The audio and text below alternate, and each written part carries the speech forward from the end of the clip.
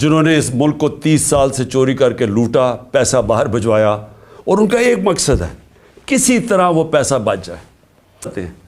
وہ آزادی تو آتی ہے انصاف سے، اور وہ تب ہوگی جب ہم سب جد و جہد کے لیے تیار ہوں۔ میں نے جو جیل بھرو تحریک ہے اس کی میں پوری تیاری کر رہا ہوں۔ ایاک نعبد و ایاک نستعین۔ میرے پاکستانیوں، آج میں نے فیصلہ کیا اس بڑے اہم موقع پہ آپ سے بات کرنے کا، کیونکہ ہمارا ملک وہ اس موڑ پہ اللہ نے لا کے کھڑا کر دیا ہے ہمارے اعمال کی وجہ سے کہ اگر ہم اب صحیح فیصلے نہیں کریں گے تو وہ اپنی تباہی کے راستے پہ نکل جائے گا۔ میں بار بار لوگوں کو یاد کراتا ہوں کہ نماز میں ہم صرف اللہ سے ایک چیز مانگتے ہیں کہ اللہ ان کے راستے پہ لگا جن کو تو نے نعمتیں بخشی، ان کے نہیں جو اپنی تباہی کے راستے پہ نکل گئے۔ قوم بھی آج ادھر کھڑی ہوئی ہے، ایک فیصلہ کن موڑ پہ کھڑی ہے۔ ڈیفائننگ مومنٹس ہیں پاکستان کے۔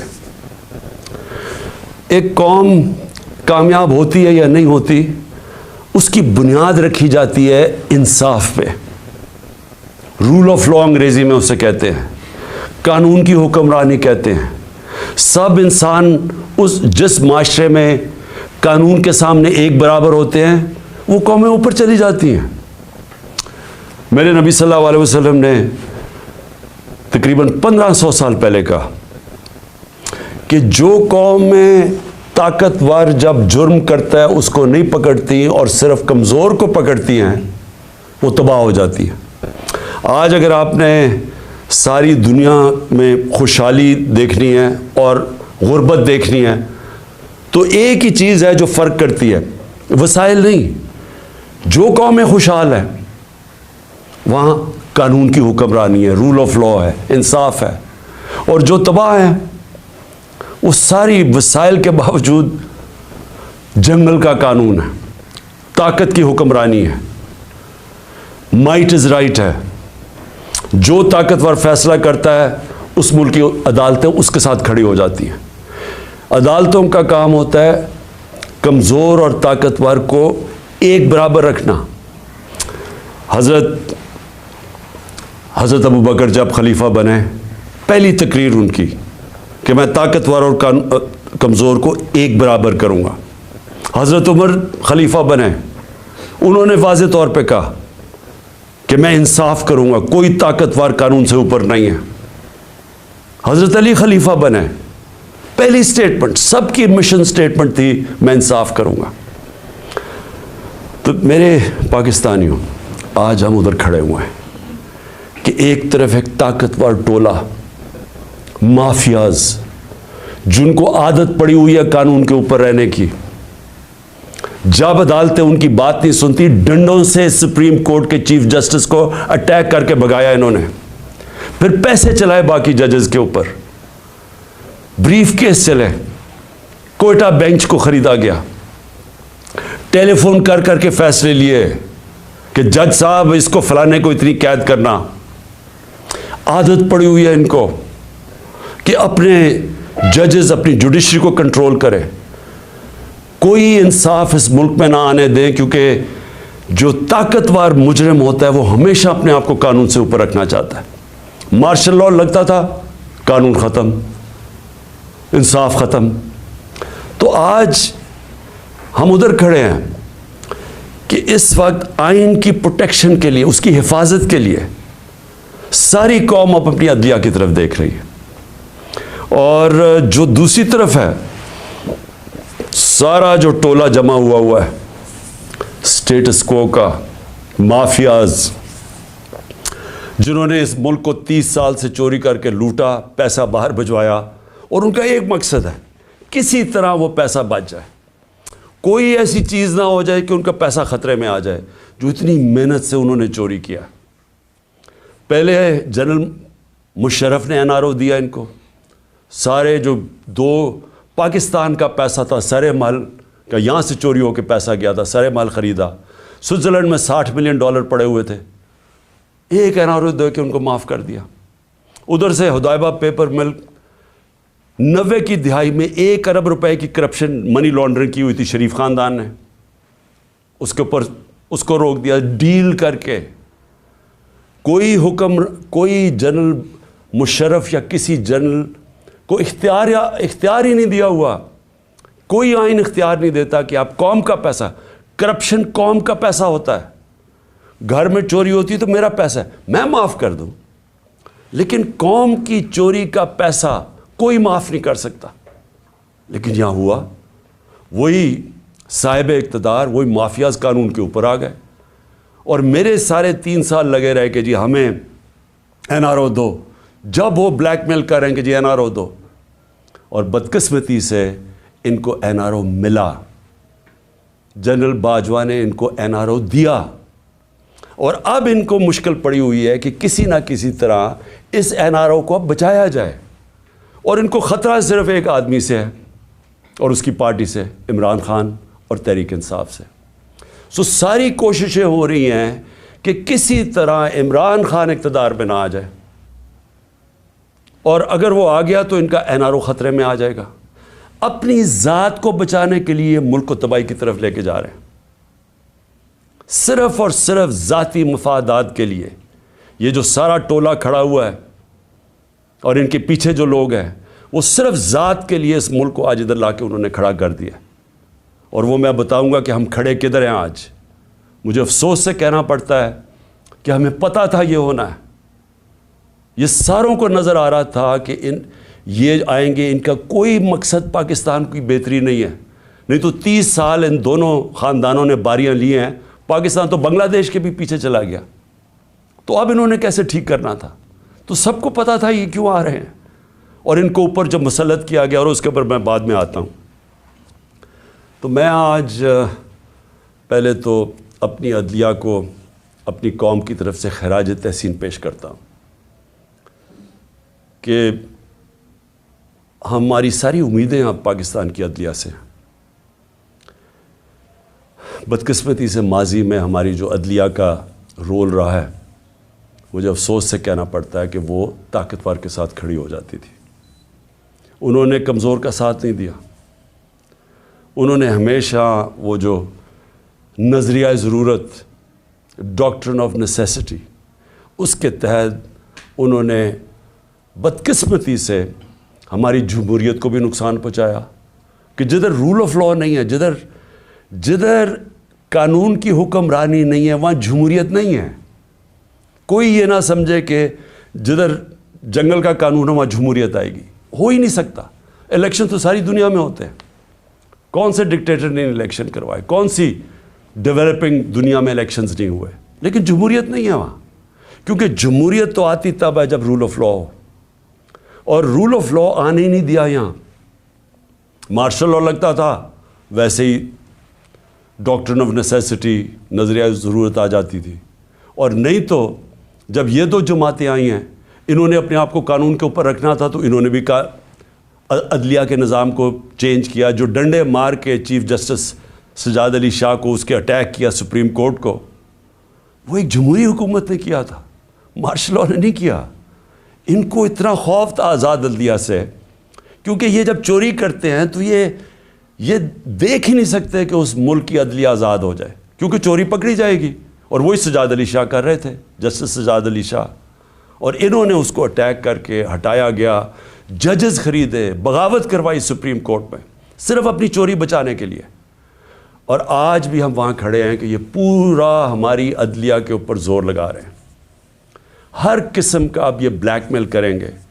ہر قسم کی ان کی ایک ہی کوشش ہوگی کہ پاکستان کی عدلیہ پھر ان طاقتور کا، ان چوروں کا ساتھ دے. اور اس کے لیے یہ بلیک میل کر رہے ہیں. اور ہر قسم کی، میں اپنی قوم کو کہنا چاہتا ہوں، تیاری کریں آپ. انہوں نے ہر قسم کا پریشر ڈالنا ہے عدلیہ پہ، جو انہوں نے ماضی میں کیا ہے.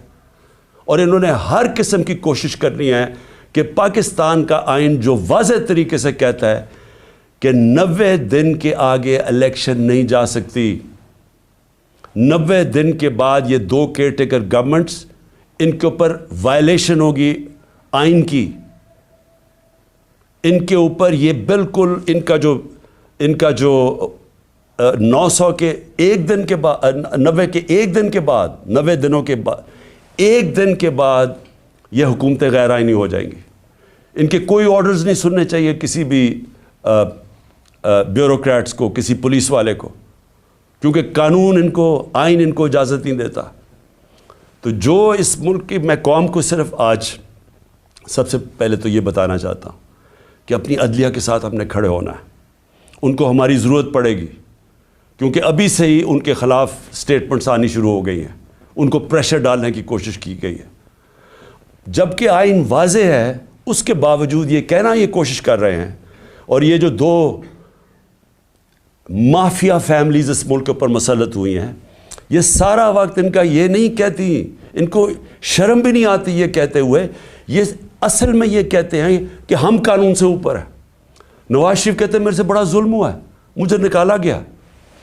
1.5 سال اس کے اوپر تفتیش کی گئی سپریم کورٹ, اس کے بعد JIT, اس کے بعد ثابت ہوا اس کی کرپشن کا کہ 4 لندن میں بڑے بڑے فلیٹ جو پینما کے انکشاف میں سامنے آئے تھے, جو کسی ہم نے نہیں نکالے. انٹرنیشنلی ان کو اللہ کی پکڑ تھی, ان کے فلیٹ سامنے آ گئے جو ہمیشہ کہتے تھے ہمارے نہیں, ماننے پڑے ہمارے ہیں, اور عدالت میں بتا ہی نہیں سکے کہ پیسہ کدھر سے آیا. تو اس کے بعد جب عدالت نے ان کے خلاف فیصلہ کیا تو یہ نہیں کہ ابھی تک ثابت نہیں کر سکے کہ کدھر سے منی ٹریل گئی اس ملک سے پیسہ یہ فلیٹ خریدنے کو, ایک ڈاکیومنٹ نہیں دے سکے ثابت کرنے کے لیے. لیکن وہ کہہ یہ رہے ہیں کہ جرت کیسے پڑ گئی کسی کے ہمارے اوپر کیس کرنے کی, عدالتوں کو کیسے جرت پڑ گئی ہمارے خلاف فیصلہ کرنے کی. یہ اصل میں یہ کہہ رہے ہیں, اور ابھی بھی یہ کوششیں کریں گے, کیونکہ الیکشن سے یہ ڈرے ہوئے ہیں, عوام سے ڈرتے ہیں. پہلے کہتے جی ووٹ کو عزت دو, بڑی کیمپین کی ووٹ کو عزت کو. ہم جب پاور میں تھے الیکشنز کرواؤ, 3.5 سال میں سنتا رہا جی الیکشنز کرواؤ, اور اب الیکشن سے بھاگ رہے ہیں, کیونکہ یہ تب الیکشنز کروائیں گے. سب سے پہلے عمران خان کو ڈسکوالیفائی کرو, عمران خان کو جیل میں ڈالو, یہ نواز شریف کی شرائط ہیں. اس کو وہ لیول پلینگ فیلڈ کہتا ہے. خود پکڑا گیا ہے اربوں روپے کے وہاں پراپرٹیز میں بیٹھا ہوا ہے, ثابت نہیں کر سکتا, عدالتوں سے جیل سے باہر بھاگا ہوا ہے جھوٹ کے اوپر. یہ شہباز شریف نے جعلی ایفیڈیوٹ دیا ہوا ہے لاہور ہائی کورٹ کو, کوئی شرم نہیں ہے اس کی. لیکن عمران خان کو جیل میں ڈالو, ڈسکوالیفائی کرو, تحریک انصاف کے لوگوں کو پکڑ دھکڑ کرو. شرمناک رول ہے اس ملک کی الیکشن کمیشن کا. میں نے کبھی اس طرح کی بے شرم الیکشن کمیشن نہیں دیکھی. ہر فیصلہ کرتی ہے یہ نواز شریف سے حکم لے کے, ہر فیصلہ کرتی ہے ہینڈلرز جو پیچھے کہتے ہیں. 2 جو کیئر ٹیکر گورنمنٹس بنائی ہیں انہوں نے, ہم نے اتنے نام بھی ویسے دیے جو کہ غیر جانبدار تھے. انہوں نے جان کے ان لوگوں کو اوپر بٹھایا ہے جو یہ لاہور کا چیف منسٹر بنایا ہے, اس کو بالکل جو سب سے بڑا دشمن تھا تحریک انصاف کا اس کو اوپر بٹھا دیا. جیسے آفیسرز پوائنٹ کر رہے ہیں, جو یہ جو پولیس والوں کو رکھا گیا جنہوں نے ہمارے پہ تشدد کیا, ان سب کو اوپر بٹھا دیا. تو ہمارے اوپر کیسز کرو, پارٹی کو توڑو. جب یہ سمجھیں گے کہ یہ بالکل گراؤنڈ تیار ہو گئی ہے ان کے لیے, تب یہ چاہتے ہیں الیکشن کرواؤ, اس لیے بھاگ رہے ہیں الیکشن سے. اور میں ویسے ان کو کہتا ہوں کہ جتنی بھی دیر آپ کر لیں رزلٹ وہی نکلنا ہے, جتنی دھاندلی کر لیں رزلٹ وہی نکلنا ہے. لیکن ملک تباہ ہو رہا ہے. ہماری ساری کوشش یہ تھی کہ الیکشنز ابھی اس لیے ہم کروانا چاہتے تھے کہ الیکشن ایک ہی طریقہ اس دلدل میں جو ملک پھنسا دیا اس سے نکلنے کا, اور تو دوسرا راستہ ہی کوئی نہیں ہے. تو ہم اپنے ملک کے لیے اپنی 2 گورنمنٹس ڈیزالو کرتے ہیں اپنے ملک کی خاطر, کہ کسی طرح ہم جو یہ ادھر پہنچا دیا انہوں نے پاکستان کو, کہ اس ملک کی 75 سالہ تاریخ کے اندر کبھی ملک کا یہ حالات نہیں تھے جو آج ہیں. کسی سے پوچھیں یا چھوڑیں کہ میں عمران خان کیا کہہ رہا ہے, میں چاہتا ہوں کہ کسی اکانومسٹ سے پوچھ لیں, کوئی غیر جانبدار لوگ ایکسپرٹس ہوں پالیٹکس کے, اکنامکس کے, ان سے تو پوچھیں کہ کبھی پاکستان کے یہ حالات تھے. اور کوئی آگے روشنی بھی نہیں نظر آ رہی. جتنی دیر یہ بیٹھے رہیں گے یہ اور ہم ڈوبتے جا رہے ہیں. میرے پاس اعداد و شمار ہیں, میں یہ پھر سے اپنی قوم کو بتانا چاہتا ہوں کہ یہ جو حالات آج ہیں، کیسے اس ملک کا تنخواہ دار طبقہ اب گزارا کرے گا. اور ابھی شروعات ہیں، ابھی جو IMF کے ساتھ انہوں نے طے کی ہیں کنڈیشنز، اس کے بعد جو اب لہر آنے لگی ہے مہنگائی کی، کیسے، میں تو ابھی بتاؤں گا جو آج حالات ہیں، ابھی مزید جو آگے ہوں گے وہ کیسے وہ برداشت کریں گے وہ لوگ. تو میں سب سے پہلے دوسری بات جو آج میں کرنا چاہتا تھا، ہمارے پرانے آرمی چیف، انہوں نے ایک صحافی کو ایک انٹرویو دیا اور اس نے پھر کالم بھی لکھی. اس میں اس نے 2-3 چیزیں ایسے کہیں، تو میں صرف ان کے اوپر بات کرنا چاہتا ہوں کہ اگر ہمارے ملک نے اب اس دلدل سے نکلنا ہے تو پاکستان کو ایسے ہمیں چلانا پڑے گا جو اب تک ہم نہیں چلا پا رہے. اور اس کے لیے سب سے پہلی چیز ہوگی رول آف لا. جب تک ہم سب کو قانون کے نیچے نہیں رکھتے، جب تک آئین کے دائرے میں رہ کے ادارے اور لوگ کام نہیں کرتے، اس سے اب ہم نہیں نکل سکتے. میں پھر سے کہہ رہا ہوں، ایک ہے نعمتوں کا راستہ، وہ بالکل مختلف ہے، ایک ہے تباہی کا راستہ، اس طرف ہم نکلے ہوئے ہیں. تو یہ جو آرمی چیف نے، ایکس آرمی چیف نے باتیں کی، سب سے پہلے تو مجھے حیرت ہوئی کہ اس نے کہا جی عمران خان ملک کو تباہی کی طرف لے کے جا رہا تھا. میں نے عمران خان سے ملک کو بچانا تھا تو تسلیم کر لیا کہ اس نے فیصلہ کیا تھا گورنمنٹ گرانے کا، جو میں اور ساری قوم کو ویسے ہی پتہ ہے. لوگوں کو تو اب سوشل میڈیا کا زمانہ ہے، وہ آخری رات جس دن میں نے کہا تھا کہ کوئی رہ تو نہیں گیا، تو اس دن رات کو تو سب قوم کو پتہ چل گیا تھا کہ کون تھا پیچھے اس کے. وہ ارشد شریف شہید نے بڑی زبردست بات کی، وہ کون تھا، تو سب کو پتہ تھا وہ کون تھا. لیکن یہ نہیں میں سوچ رہا تھا کہ وہ تسلیم ہی کر جائے گا کہ وہ میں تھا. اور اس نے کہا کہ بڑے برے حالات تھے پاکستان کے اور تباہی کی طرف جا رہا تھا.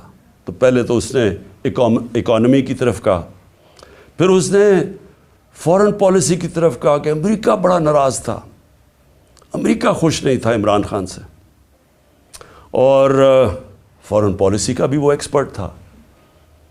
پھر اس نے سیاست کی بھی کوئی باتیں کی، بڑا لمبی بات چیت کی. پھر وہ شوکت ترین کے اوپر کہہ دیا کہ اس نے اکانومی تباہ کر دی. تو اکانومی کا بھی ایکسپرٹ، پولیٹکس کا بھی ایکسپرٹ، فورن پالیسی کا بھی ایکسپرٹ. وہ دیکھیں، یہ آگے جو میں اب ملک کو آگے کا سوچ رہا ہوں نا کہ ملک آگے کیسے بڑھے گا. دیکھیں، یہ ایک آدمی کے پاس جب اتنی زیادہ پاور آ جاتی ہے، جو پاور اس جنرل باجوہ کے پاس تھی کہ سپر کنگ تھا، سب کے اوپر بیٹھا ہوا تھا، سارے فیصلے اس کے. گورنمنٹ تب تک ٹھیک، یعنی گورنمنٹ کے کام تب تک ہوتے تھے جب تک جنرل باجوہ فیصلہ کرے کہ ہاں یہ ٹھیک ہے. لیکن اگر میں عمران خان کہہ رہے کہ اس ملک پہ احتساب ہونا چاہیے، جو 30 سال سے ملک کو چوری کر رہے تھے، جن کے پرانے کیسز بنے ہوئے ہیں، سوائے شہباز شریف کے 2 TT کیس اور وہ جو اس کا FIA میں مقصود چپڑاسی والا کیس تھا 16 ارب کا، اور TT کا 8 ارب، جو اوپن اینڈ شٹ کیسز تھے، ان کے علاوہ تو سارے پرانے کیسز تھے. لیکن جب باجوہ صاحب نے فیصلہ کر لیا کہ احتساب نہیں ہوگا، تو احتساب نہیں ہو سکتا، کیونکہ اس نے اس میں تسلیم بھی کر دیا کہ نیب کو بھی وہ کنٹرول کرتے تھے. نیب بھی ان کے ہاتھ میں تھی، تو اکاؤنٹیبلٹی اگر وہ نہیں فیصلہ کرتے تو نہیں ہو سکتی، کیونکہ سپر کنگ ہے وہاں بیٹھے ہوئے. اس سے کیا چیز سامنے آئی کہ ایک آدمی کو جب اتنی زیادہ پاور مل جائے، لیکن اس کو کوئی پوچھنے والا نہیں ہے، کوئی چیک نہیں کر سکتا. تنقید تو عمران خان کی ہوتی تھی ہر دوسرے دن، ہر روز ٹی وی پہ گالیاں سن رہا ہوں، تنقید ہو رہی ہے. پنچنگ بیگ تو میں تھا، پاور وہ لے کے بیٹھے تھے. فیصلہ جو کرنا ہے وہ، اگر وہ فیصلہ میں کوئی پالیسی وہ مانتے تھے تو وہ ہو جاتی تھی. اور خوش قسمتی سے کرونا کے اوپر ہم ایک پیج پہ آ گئے، کیونکہ ہم نے بڑا فیصلہ کیا کہ سمارٹ لاک ڈاؤن ہونا. ہم اپنے لوگوں کو تباہی میں نہیں ڈالنے لگے، کیونکہ غریب نے کچھ لے جانا تھا. اگر ہم لاک ڈاؤن کر دیتے غریب نے مر جانا تھا. تو ہم نے بڑا فیصلہ کیا تھا، تو اس میں انہوں نے سپورٹ کی، تو وہ تو ٹھیک چلتا گیا، بلکہ بڑا اچھا کام ہوا. اور بھی کام تھے. میں بار بار کہتا ہوں کہ بڑا ایشو بن سکتا ہے پولیو کا پاکستان میں. اس کے اندر بارڈر ایریاز میں بہت مدد کی انہوں نے. پھر ٹڈی کا آ گیا تھا, وہ جو لوکسٹ کا تھا, مدد کی اس میں. لیکن جدھر فیصلہ کیا کہ احتساب نہیں ہونا, اور ان کے فیورٹ شہباز شریف تھا, آپ شہباز شریف کو کچھ نہیں کر سکتے تھے. اس کا جج کبھی آ جاتا تھا, ہم بھی حیران کہ کبھی آج جج بینچ ٹوٹ گیا تو پتہ ہی کچھ ہو گیا ہے, پھر شہباز کی کمر ٹھیک نہیں ہے. اوپن اینڈ شٹ کیس ہم نہیں پکڑ سکے, اور اس کو فیصلہ کیا ہوا تھا کہ پرائم منسٹر بنانا ہے, اور فیصلہ کافی پہلے کا ہو گیا تھا. کہنے کا میرا مقصد یہ ہے کہ آج جدھر پاکستان کھڑا ہے, ذمہ دار تو وہ آدمی ہے جس نے یہ فیصلہ کیا کہ اب گورنمنٹ گرانی ہے, عمران بڑا خطرناک ہے. لیکن قوم آج سارا اس فیصلے کی, قوم جو تباہی ہوئی ہے ملک کے اندر, اب قوم اس کا بوجھ برداشت کر سکتی ہے. تو کوئی پوچھنے والا نہیں ہے, کوئی انکوائری نہیں ہوگی کہ کس طرح فیصلہ کیا. ہر دنیا کے اندر جب بھی کوئی ذمہ داری لیتا ہے, اسی کے پاس اتھارٹی ہوتی ہے اور اسی سے پوچھا جاتا ہے, وہ آنسربل ہوتا ہے. لیکن یہ آدمی آنسربل ہی نہیں کسی کا, جو مرضی فیصلہ ٹھیک ہو گیا تو کریڈٹ لے لیا, میں نے یہ کر دیا. جب غلط ہوا تو ذمہ دار عمران خان تھا. اور آج کون ذمہ دار ہے؟ میرا سوال یہ ہے کہ چلتی ہوئی اکانومی کو جو آج اس نے یہاں پہنچایا ہے, اس کا کون ذمہ دار ہے؟ یہ کہتے ہیں نا جی کہ بڑے برے حالات تھے. میں آپ کو IMF فروری 2022 میں, آج سے 1 سال پہلے, پاکستان کی اکانومی کے اوپر وہ کامنٹ کرتے ہیں, سمری بناتے ہیں, ایگزیکٹو سمری. وہ کیا کہتا ہے؟ 4 چیزیں کہتا ہے پاکستان کی. 1 سال پہلے, ہماری حکومت گرانے سے 1.5 مہینہ پہلے, وہ کہتا ہے کہ پاکستان کی اکانومی واز گروئنگ فاسٹ, تیزی سے ہماری دولت میں اضافہ ہو رہا تھا. سسٹینیبل, کہ یہ سسٹین کر سکتی تھی, یعنی یہ ایک ون آف نہیں ہے, یہ کوئی تکا نہیں لگا, یہ سسٹین کرنی تھی, یعنی اسی طرح چلتے رہنا تھا. اور اس میں وہ کیا کہتا ہے یہ بھی ذرا سنیں. وہ کہتا ہے کہ 7 سالوں کے اندر پاکستان کی جو مڈل کلاس میں اضافہ ہوگا, یعنی جو مڈل کلاس جن کے حالات بہتر ہوں گے, وہ 6 کروڑ لوگ اوپر جائیں گے, مڈل کلاس بنیں گے پاکستان کی. IMF کہہ رہا ہے. پھر کہتے ہیں انکلوسیو. انکلوسیو کا کیا مطلب ہے؟ کہ صرف امیر نہیں ہو رہا. انہوں نے کہا کہ سارا آبادی اس کے اندر شامل تھی. غریبوں کے لیے ہیلتھ کارڈ, لانسٹ جو کہ دنیا کی لیڈنگ میڈیکل جرنل ہے, جو کہ ساری دنیا کے ٹاپ ڈاکٹرز وہ جرنل پڑھتے ہیں, جس کو لانسٹ کہتے ہیں. لانسٹ پاکستان کے ہیلتھ کارڈ کی تعریف کر رہا تھا, اور وہ تعریف اس لیے کر رہا تھا کہ پہلے تو یہ نچلے طبقے کو پہلی دفعہ ایک انشورنس ملی کہ غریب گھرانہ کسی بھی ہسپتال میں جا کے اپنا 10 لاکھ تک علاج کروا سکتا تھا. یہ انہوں نے لانسٹ لکھتا ہے کہ ہمارے سے بہت امیر ترین ملکوں کے پاس بھی یونیورسل ہیلتھ کوریج نہیں تھی جو پاکستان میں تھی. اور اس کا جو دوسرا کیا پہلو تھا کہ ہمارے جو پرائیویٹ سیکٹر ہے جو دیہاتوں میں نہیں جاتا, جو ہمارے گورنمنٹ ہاسپٹلز ہیں وہاں دیہاتوں میں ڈسٹرکٹ ہاسپٹلز خالی پڑے ہوتے ہیں, ڈاکٹرز نہیں جاتے, نرسز نہیں جاتے, وہاں سارے بیچارے ادھر سے اٹھ کے لوگ آ جاتے ہیں ڈویژنل ہیڈ کوارٹرز یا بڑے شہروں میں. تو پہلی دفعہ پرائیویٹ سیکٹر دیہاتوں میں جا رہا تھا. انہوں نے چھوٹے چھوٹے ہاسپٹلز بنانے شروع کر دیے ہیلتھ کارڈ کی وجہ سے. تو ایک ہیلتھ کوریج کا نیٹ ورک بن رہا تھا پاکستان میں, جو کہ انہوں نے آ کے ختم کیا. اور کیوں کیا؟ کیونکہ وہ مریم کی وہ آڈیو لیکس, اس میں وہ کہتی ہے کہ عمران خان کو فائدہ نہ ہو جائے. اپنے تو کھانسی بھی ہو اور وہ زکام بھی ہو تو باہر چلے جاتے ہیں سارا ٹبر علاج کروانے کے لیے. تھوڑی سی چیز ہو پتہ چلتا ہے جی اب پھر لندن پہنچ گئے علاج کروانے کے لیے. اور کوئی ایسا دنیا میں صرف ملک ہیں جو کہ مریم بی بی کا صرف علاج ہو سکتا تھا, وہاں اور کوئی دنیا میں ہو ہی نہیں سکتا تھا. لیکن عام آدمی کا کبھی سوچا کہ غریب گھرانے کے اندر جب ایک بیماری آ جاتی ہے تو پتہ ہے کہ ان کے اوپر کیا گزرتی ہے؟ سارا خاندان غربت کی لکیر کے نیچے چلا جاتا ہے. یہ ساری ریسرچ شو کرتی ہے کہ ایک بڑی بیماری وہ لوگ جو غربت کی لکیر سے اوپر ہوتے ہیں، ایک بیماری ان کو نیچے لے جاتی ہے غربت کی لکیر سے. تو انہوں نے آ کے وہ ہیلتھ کارڈ ختم کیا جو کہ ہمارا، جب وہ کہتے ہیں نا جب انکلوسیو کا مطلب ہوتا ہے کہ وہ ساری قوم کو لے کے، جب ملک میں دولت میں اضافہ ہو رہا ہے تو لوگوں کو بھی ساتھ ہم لے کے چل رہے تھے.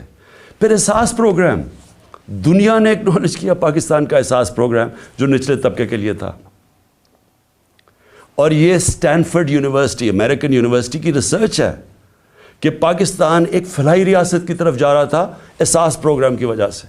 ورلڈ بینک سب نے تعریفیں کی پاکستان کے احساس پروگرام جو کہ انکلوسیو تھی. تو یہ IMF کہہ رہا ہے کہ پہلے تیزی سے بڑھ رہی ہے، پھر سسٹینیبل ہے، یعنی یہ چلتی جائے گی. اور انہوں نے کہا کہ 6 کروڑ لوگ اس میں آ جائیں گے مڈل کلاس میں اوپر. پھر وہ کہتا ہے انکلوسیو ہے کہ وہ صرف ہم نے امیروں کا نہیں سوچا، نیچے سے بھی اٹھا رہے ہیں، جس میں کامیاب پاکستان بھی تھا، کامیاب جوان تھا نوکریاں دینے کے لیے. اور جاب ریچ کہ ہم روزگار پیدا کر رہے ہیں، یعنی ہم نوکریاں دے رہے تھے، امپلائمنٹ بڑھ رہی تھی پاکستان میں. فیصل آباد جیسی جگہ میں جدھر ہم جب 2018 میں آئے تھے تو لوگ اپنی فیکٹریاں بیچ کے ان کو ہاؤسنگ اسٹیٹ بنا رہے تھے، وہاں فیکٹریاں بند ہو رہی تھی. ہمارے دور میں 2022 کے اندر ٹیکسٹائل سیکٹر کہہ رہا تھا کہ ہمارے پاس مزدور کم پڑ گئے، ہمیں باہر سے مزدور لانے پڑتے. اور آج جا کے ذرا فیصل آباد میں پوچھیں کہ حالات کیا بے روزگاری کے. تو میں اب اس کے بعد صرف 2-3 اور چیزیں کہنا چاہتا ہوں، اور میں یہ اس لیے کہنا چاہتا ہوں کہ یہ ملک کو بچا رہے تھے. جنرل باجوہ عمران خان کو ملک سے بچا رہے تھے، تباہی سے بچا رہے تھے. تو یہ ذرا تباہی کا ذرا میں صرف قوم کے سامنے رکھنا چاہتا ہوں کہ 10 مہینے کے اندر کیا ہوا ہے پاکستان میں. جو اس ملک کے اندر مہنگائی ہوئی ہے، انفلیشن ہوئی ہے. اگر آپ کے ایک نچلے طبقے کے خاندان کے پاس اگر 30,000 روپے ان کی آمدنی تھی، اگر 30,000 آمدنی تھی پچھلے سال کی اپریل میں، آج اس کی خریدنے کی کیپیسٹی کہ وہ کتنی چیزیں خرید سکتا ہے وہ رہ گئی ہے 20,000. اور لوگوں کی آمدنی سے 10,000 30,000 میں 10,000 روپیہ غائب ہو گیا مہنگائی کی وجہ سے. اور وہ کیوں ہے میں ذرا پھر سے لوگوں کو بتانا چاہتا ہوں کہ وہ ملک کو جو بچایا جا رہا تھا عمران خان سے، وہ ذرا دیکھیں کہ بچا کے کیا کیا ملک کے ساتھ. اور ابھی IMF کی جو اگریمنٹ ہوئی ہے، یہ مہنگائی ابھی آنی ہے مزید، جو روپیہ گرا ہے اس کی اور مہنگائی آنی ہے. لیکن ابھی تک جو مہنگائی ہے میں صرف اپریل سے اب تک آپ کو بتا دوں. آٹا، بنیادی چیز جو ایک انسان استعمال کرتا ہے، عام آدمی، 1170 روپیہ تھا 20 kg آٹا ہمارے دور پہ. آج وہ چلا گیا 2400 پہ، دگنا ہو گیا. گھی 470 روپے، 470 روپے کا جو گھی پر kg تھا ہمارے دور پہ، آج 550 پہ چلا گیا kg. لیکن جو سننے والی چیز ہے وہ یہ، ہم امپورٹ کرتے ہیں پام آئل. پام آئل کی قیمت انٹرنیشنل منڈی کے اندر آدھی ہو گئی ہے. اس کا کوئی فائدہ پاکستانیوں کو نہیں ہوا، کیونکہ یہاں مزید تقریباً 100 روپے اور مہنگا ہو گیا kg پہ. چکن، مرغی جو ہم استعمال کرتے ہیں، 268 روپے kg تھا ہمارے زمانے میں، آج 415 پہ پہنچ گیا. جو چاول 104 kg ہمارے زمانے میں تھا، 172 kg پہ پہنچ گیا. پیاز، جو عام آدمی پیاز اور روٹی کھانے والے لوگ ہیں، 62 روپے کلو تھا پیاز، آج پہنچ گیا 225 روپے کلو. دودھ جو بچوں کے لیے بہت ضروری ہوتا ہے، بچوں کی ہڈیوں کے لیے، 117 روپے لیٹر تھا، آج 153 روپے لیٹر پہنچ گیا. جو عام آدمی استعمال کرتا ہے، کیونکہ گیس صرف جو پہنچائی جاتی ہے گھروں میں، وہ صرف 27% گھروں میں گیس پہنچائی جاتی ہے پائپ کے ذریعے، باقی لوگ سلنڈر استعمال کرتے ہیں. تو جو ہمارے زمانے میں 2470 روپے سلنڈر تھا، 2470 روپے کا سلنڈر، وہ آج 3400 روپے پہ پہنچ گیا، 3400 روپے پہ. बिजली 16 रुपए यूनिट हमारे दौर में था, आज 36 रुपए यूनिट पे पहुंच गई है। पेट्रोल 150 रुपए का था, आज 250 रुपए पे पहुंच गया है। डीजल 145 रुपए का था, 263 रुपए पे पहुंच गया। डॉलर, और जिसकी वजह से बहुत जो महंगाई आ रही है, 178 रुपए डॉलर था हमारे दौर में, आज 270 पे पहुंच गया, और इसका अभी इफ़ेक्ट आने वाला है। मैं इसलिए भी आज ये अपनी कौम से कहना चाहता हूँ कि देखें, आगे जिस तरह मुल्क चलेगा, बंद कमरों में एक आदमी फैसला करेगा तो ये नतीजा होगा। उसके पास इतनी पावर है कि वो अक्ले कुल बन गया, हर चीज़ का वो हर फन मौला बन गया। फॉरेन पॉलिसी तो वो जानता है, इकॉनमी वो समझता है, शौकत तरीन के ऊपर वो कमेंट कर सकता है कि जी वो शौकत तरीन ने ये किया तो वो किया। आपको पता क्या है इकोनॉमिक्स का? और आप बताएं ना कि अब जो इकॉनमी पहुंची है, आप इसके कौन जिम्मेदार है? और फिर पॉलिटिकल सिचुएशन के ऊपर वो बात कर रहा है कि जी फलाने को चीफ मिनिस्टर हटा दो तो इसको लगा दो, जिसको लगा रहा है वो लैंड माफिया का हिस्सा है, उन्हें उसको लगा दो।